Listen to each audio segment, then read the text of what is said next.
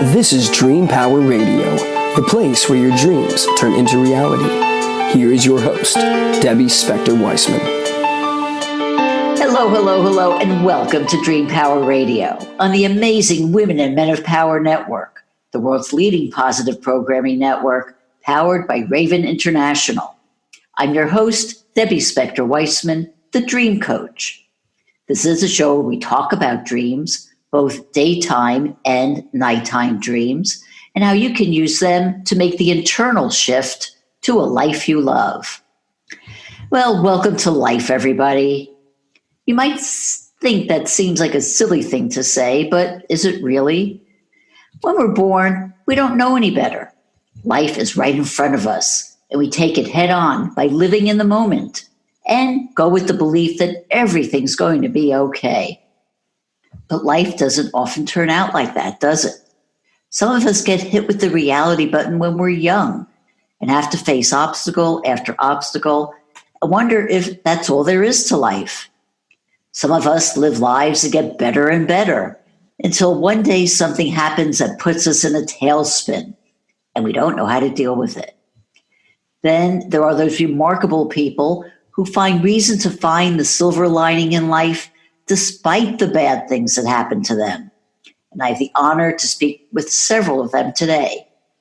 They're featured in the new book, Crappy to Happy, Sacred Stories of Transformational Joy, which is spearheaded by my friend and amazing dream worker, Kathleen O'Keefe Kanavos. And she's brought with her two men I'm excited to meet. James Redfield, who wrote the foreword to the book, is the internationally renowned author of the profound work, The Celestine Prophecy. And Dr. Bernie Siegel, who's a prolific author, revolutionized cancer care and has devoted his life to empowering patients to take control of their health and their lives. Welcome all of you to Dream Power Radio. Thanks, Deb. Thank you. Thank you. Nice to be with you. I have to tell you, the first story, two things just popped right into my head, from crappy to happy. While I was in college, I received 1 C in 4 years. So I didn't graduate with the highest honors because of that one grade. And it was in creative writing. And I have to tell you my sense of humor. See, how do you go from crappy to happy? When I had a New York Times bestseller, I wrote to the college, Colgate University. I said, if you just raise my grade to a B, now that I have a bestseller, I'd have summa cum laude, high honors in graduating. I did it as a joke. I thought they'd laugh.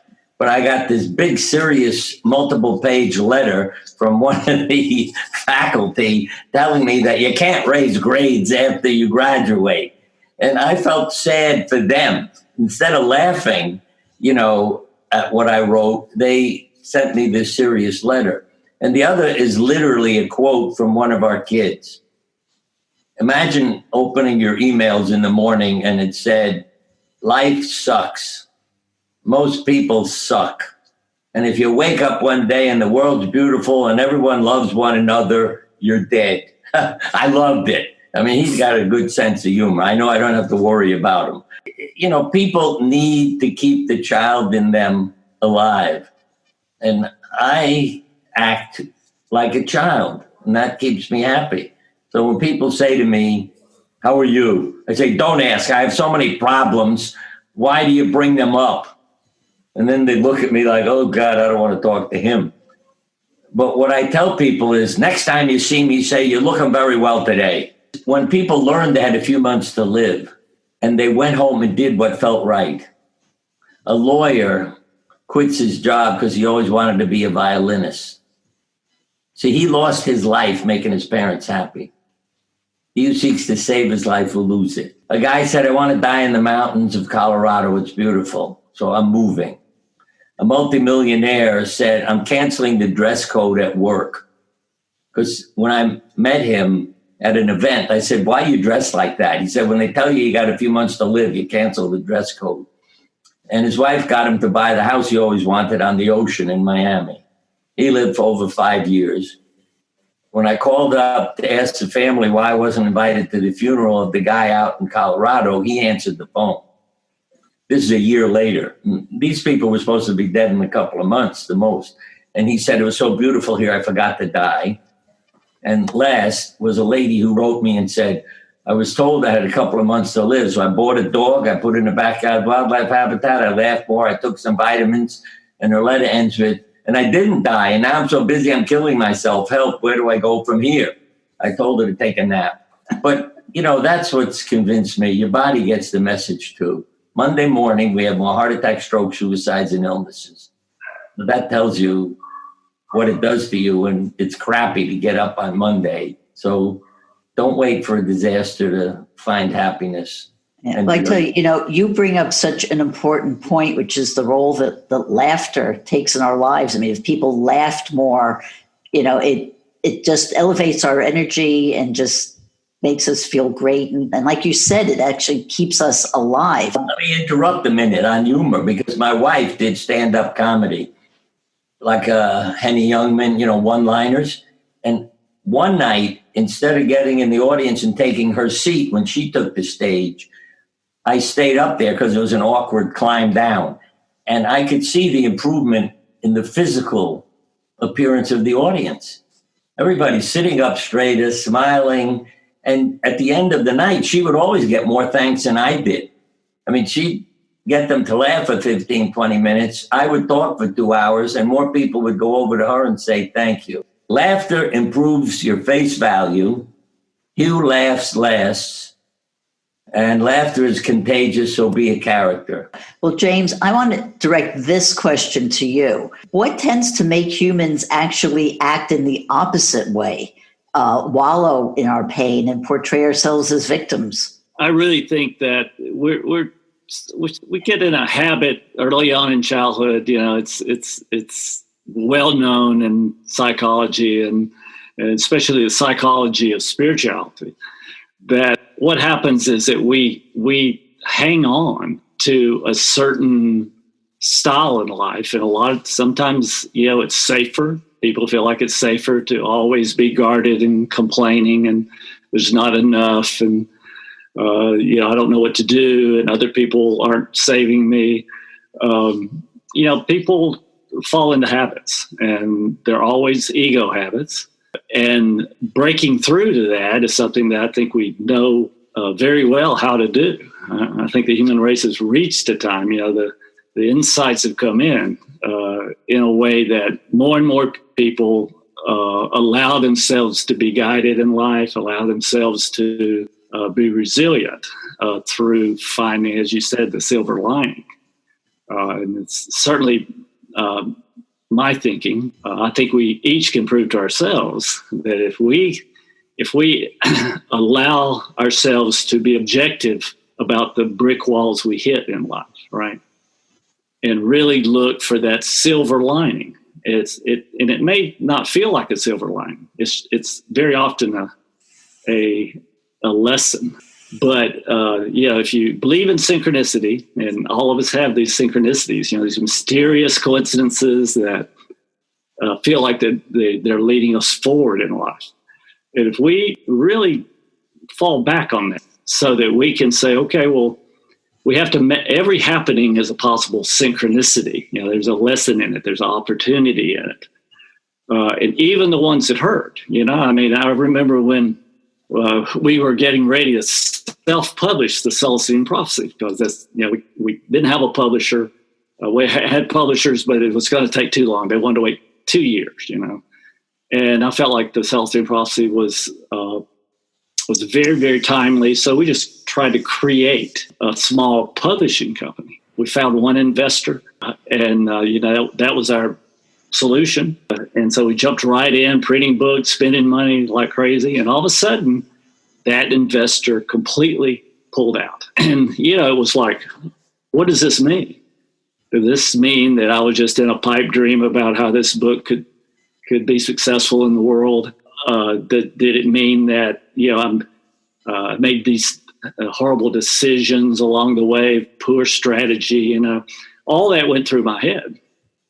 But I also knew that there's a blessing in disguise there somewhere. And what we did was we just opened the network back up, Somebody came in as an investor, and all of a sudden we had all the money that we needed. And interestingly, we find out that our former investor was under indictment for swindling people out of money. So, it was a complete silver lining that made us go in a different direction, still pursuing the dream. So it's hard to do. But if you believe in synchronicity, these mysterious coincidences that are waiting to allow you to step into some destined mission or destined way of helping people, there are going to be synchronicities that open up, and there are going to be happenings that it's tough to make into synchronicities, positive synchronicities. But I think that's the challenge that keeps the flow going. Let me add, none of this is new. I mean, what Jung said was the future is unconsciously prepared long in advance and therefore can be guessed by clairvoyance. That's right. And what I found was in all my travels and meeting wonderful people, it's what their parents said to them. We all had the same parents. They loved us. My mother said, Ma, I had a horrible day. God is redirecting you. Something good will come of this. That was not what I wanted to hear from my mother. Norman Vincent Peale said to me, my mother said, Norman, if God slams one door, further down the corridor, another will be open. Mom, I need to know what decision to make. Do what makes you happy. Aren't you going to help me choose? Do what makes you happy. So I spent a lot of time in my bedroom talking to God, because I said, my parents, I know help. I always thought if somebody comes in and says, who are you talking to? And I said, God, then they take me to a psychiatrist. But it worked. And the last was, how do you utilize money? And my father said, one of the best things that happened to him was his father dying when he was 12 years old. I said, you had a disaster, because he died of tuberculosis, uninsured, 6 kids and a wife were left. He said, no, it taught me what was important about life. So what did he use money for? To help people. It made my mother nervous. But because she'd say, they'll never pay you back. He said, that's not the point. I'm just trying to help people to survive. And I know that's like one of my genes, because it's hard for me to not help people. But he also said an important point that people need to remember, because one day I got married when I was still in college. I didn't have a penny. And I said to my father one day, I just feel so guilty asking you for help all the time. He said, don't. If I don't want to help you, I'll say no. And that's something people have to remember also. If you don't want to do something, then say no. It's you who have the choice and can be happy and have peace of mind, no matter what the choice was. Mm-hmm. I tell you, on that note, we are going to take a short break here. We are talking about the role of happiness in our life with Dr. Bernie Siegel, James Redfield, and Kat Kanavos, and we'll be right. When is a car not a car? When it shows up in your dreams. Cars are one of the most common dream symbols. If you don't know why you're dreaming about cars or any image, it can leave you confused or scared. But that dream could be a solution to a pressing problem, or an insight into a solution that's been bugging you for years. Go to my website and sign up for a complimentary discovery session, and I'll help you understand why a dream is a terrible thing to waste. Go to thedreamcoach.net for more information. Welcome back to Dream Power Radio with your host, Debbie Spector-Weissman. Yes, and welcome back to Dream Power Radio. I'm your host, Debbie Spector-Weissman, and we're speaking about the book Crappy to Happy with my guests, Kat Kanavos, Bernie Siegel, and James Redfield. And I want to bring the subject back to the idea of synchronicities. This is something that I learned about when I was learning dream work, and it made me aware of how important synchronistic moments are in our life. And Bernie, I understand that there are a lot of synchronicities that help you deal with, that most profound tragedy, the death of your beloved wife. So you talk about that?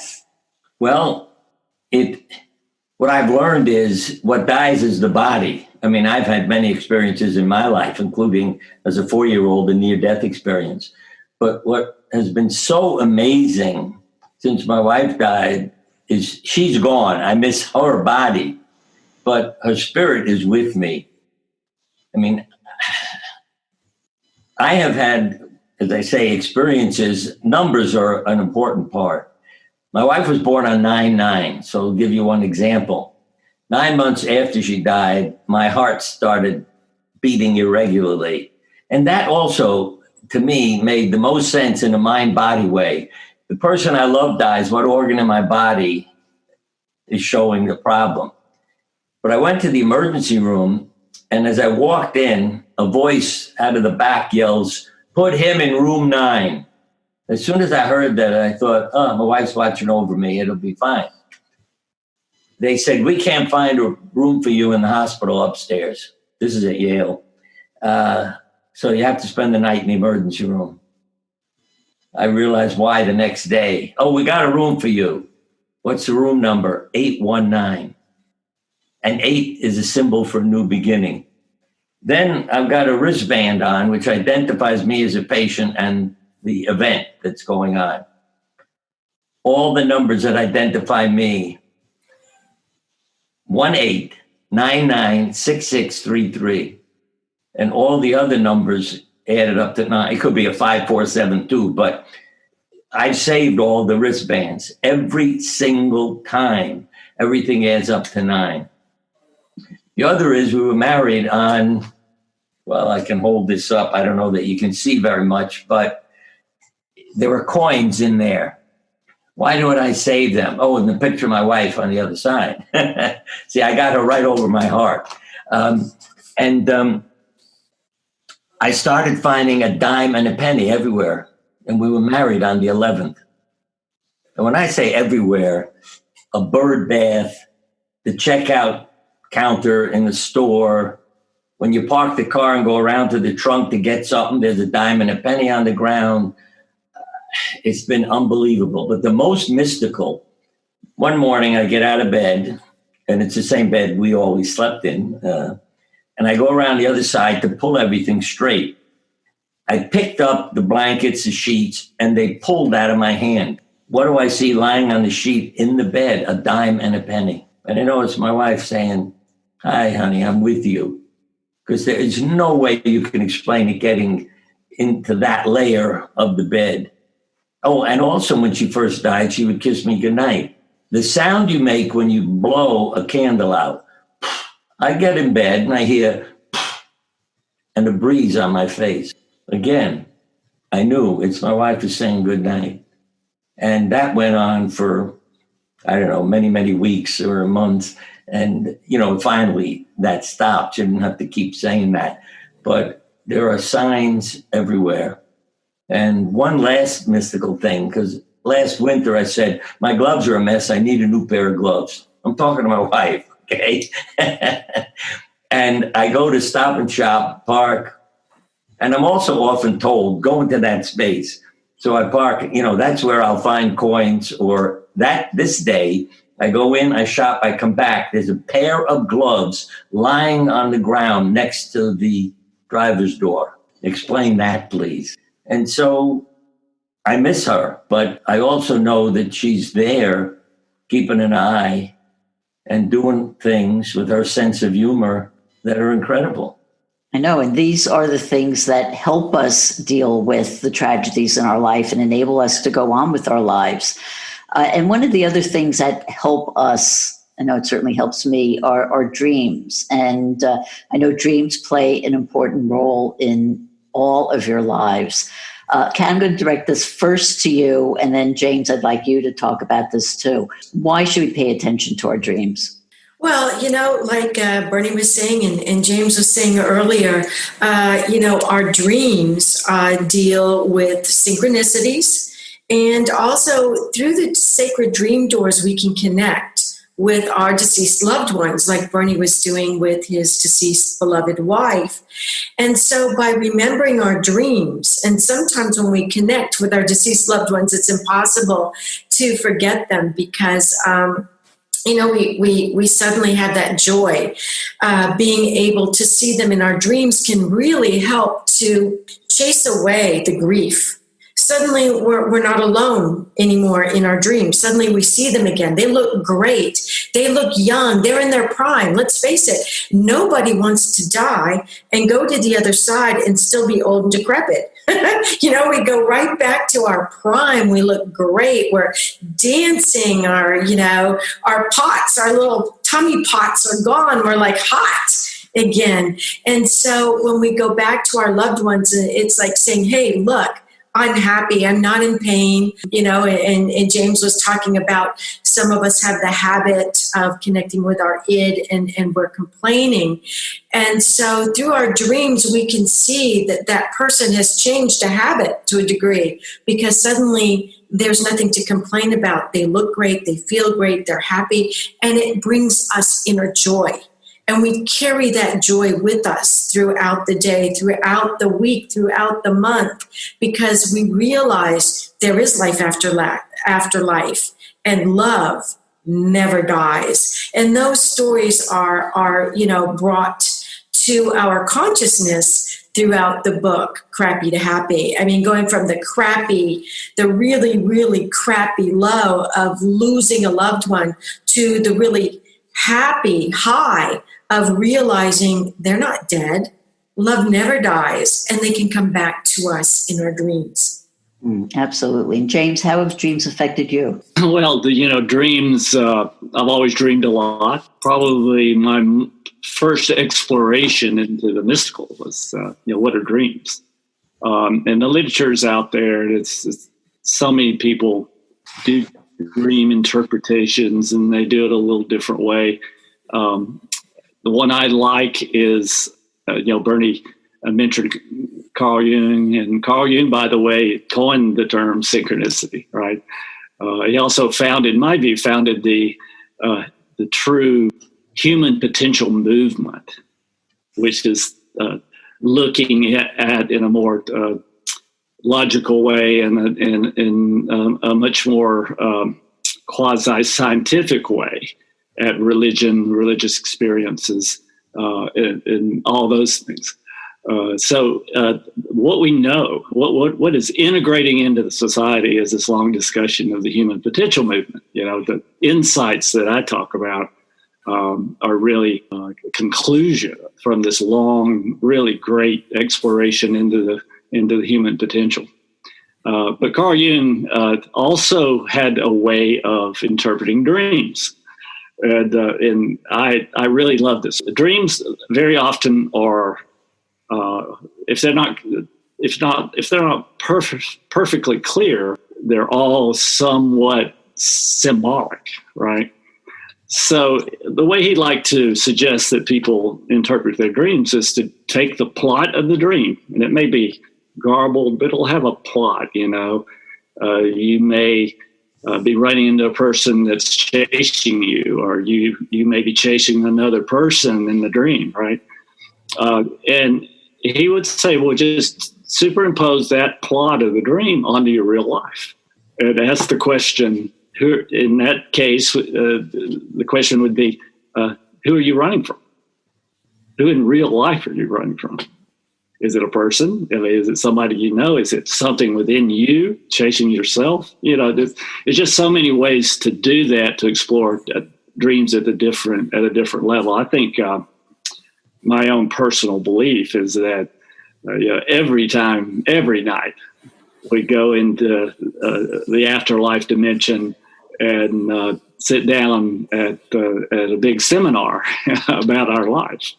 And we draw conclusions, some of them, but getting back into human reality, they get slightly garbled and are really symbolic, But they're definitely synchronicities in that they're bringing us information that could help clarify something in our life. And very often dreams will point out in my life, in my experience, and others that I know, how to come back after a shock, after a collapse of one of our dreams, or whatever it might be that has knocked us out of our flow. It's sometimes pointing out, dreamers sometimes pointing out where that silver lining it is, and it's always an adjustment. Every time we hit a brick wall, it calls for an adjustment, and finding that adjustment and really having faith that you can find that silver lining is the key to me, because we've all hit brick walls in our past, but what happens is that we've also successfully navigated that in our lives, keeping that faith that we can do it another time. But anyway, dreams are a big part of that, in my view. God speaks in dreams and symbols. So when you turn your mind off, that's why you need to go to sleep. I called myself a Jungian surgeon. I talked to people when they were under anesthesia, and the anesthesiologist thought I was nuts. But patients would wake up and talk about what they heard during the operation. Okay, on the funny side, I have to tell you, is Frank Sinatra was singing "Why Not Take All of Me?" And the patient said, "Is everything all right down there?" I said, "Why are you asking? Listen to the music." So I learned to be careful what songs I played as background also. I was changed by drawing a picture for Elizabeth Kubler-Ross, because she said immediately, I drew an outdoor scene. "What are you covering up?" I said, "What do you ask that for?" "You used a white crayon on a white piece of paper. You added a layer." And then, "Why is 11 important?" "Why did you ask me that?" "You drew 11 trees." And everything she asked me had meaning.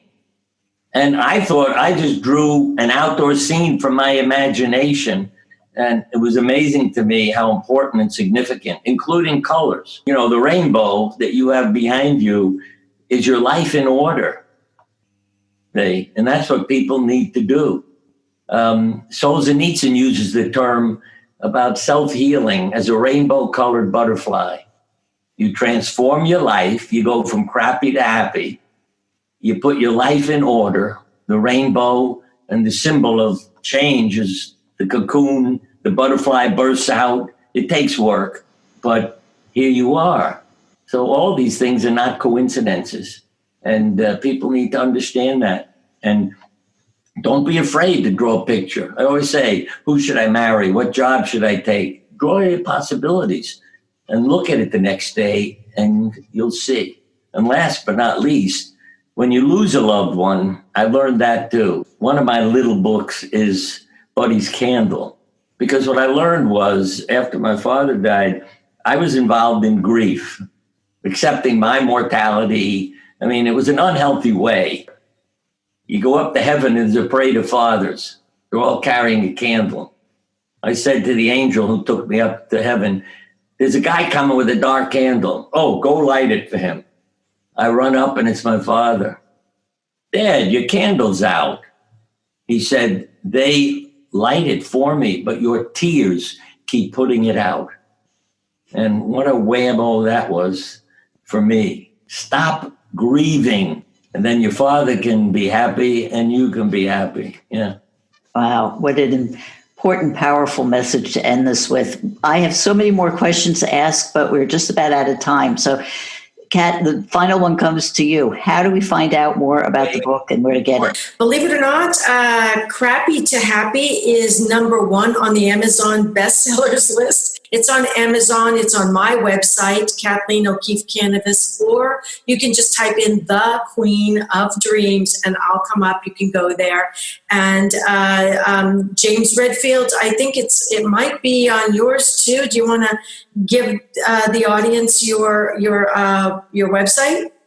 Yeah, it's CelestineVision.com. They're already talking about it in our community. We have an internet community now, and that's fun. I really recommend the book. I want to say that out loud because it's really a great set of techniques and ways to make the big comeback, and we all have to do that from time to time. And Bernie, I know it's on your website as well, because Patricia, I think, made sure it went up there. The publisher and co-author of the book. What's your website again, hon? BernieSiegelMD.com. And Siegel's Siegel. So Debbie, it's on all of our websites. We're really happy it's out. It was a work of love. It really was. We got great stories. We've got Bernie's story in there, and he's talking about his beloved Bobby when he lost her and all these synchronicities he was talking about. And James Redfield's foreword is unbelievable. It is. I mean, when I read that, I was like, oh my goodness. So thank you for having us on, Deb. Oh, well, thank you all for being a part of this show today. We have been speaking all about the book From Crappy to Happy with my guests, Kathleen O'Keefe Kanavos, James Redfield, and Dr. Bernie Siegel. I hope you've enjoyed today's program. Until next time, this is Debbie Spector-Weissman saying, sweet dreams, everybody. You've been listening to Dream Power Radio with your host, Debbie Spector-Weissman. For more information on Debbie or to sign up for her newsletter, go to dreampowerradio.com. This has been Dream Power Radio on the amazing Women and Men of Power Network, the world's leading positive programming network, powered by Raven International.